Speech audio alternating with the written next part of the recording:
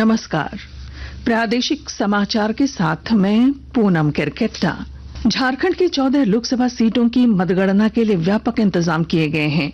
राज्य के मुख्य चुनाव अधिकारी के रवि कुमार ने आकाशवाणी को बताया कि राज्य में 14 मतगणना केंद्र बनाए गए हैं। मतगणना सुबह 8 बजे शुरू होगी और पहला रुझान 9:30 बजे तक आने की उम्मीद है। उन्होंने कहा कि 14 संसदीय क्षेत्रों के लिए वोटों की गिनती शाम 4 बजे तक पूरी होने की संभावना है। उन्होंने बताया कि इस बार डाक मतपत्र अधिक हैं। शांतिपूर्ण मतगणना सुनिश्चित करने के लिए मतगणना केंद्रों और उसके आसपास कड़ी सुरक्षा व्यवस्था की गई है।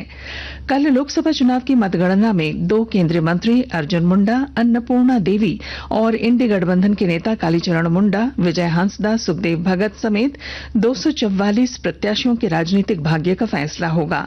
वहीं गांडेय उपचुनाव के भी नतीजे कल सामने आएंगे। लोकसभा चुनाव 2024 के लिए कल वोटों की गिनती होगी। मतगणना से जुड़ी पल पल की खबरों को लेकर कल आकाशवाणी दिल्ली से विशेष प्रसारण किया जाएगा।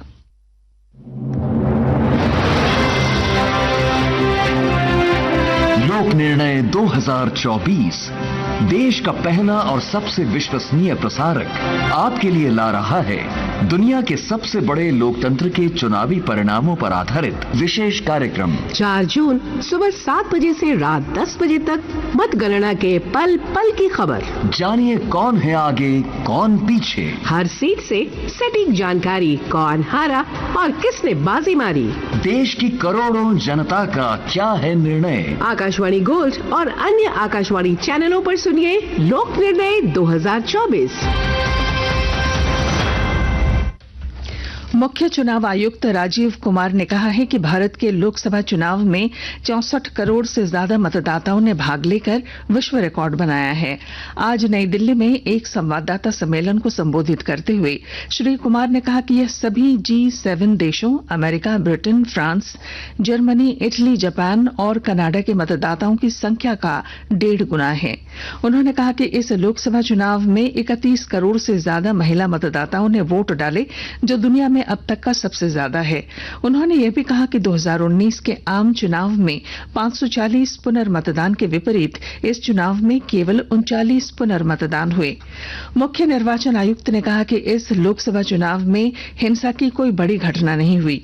उन्होंने कहा कि 2019 में 3,500 करोड़ रुपए की तुलना में इस बार 10,000 करोड़ रुपए की जब्ती की गई। इस आम चुनाव के दौरान आदर्श आचार संहिता के उल्लंघन की 495 शिकायतों में से 90% से अधिक का निपटारा किया गया।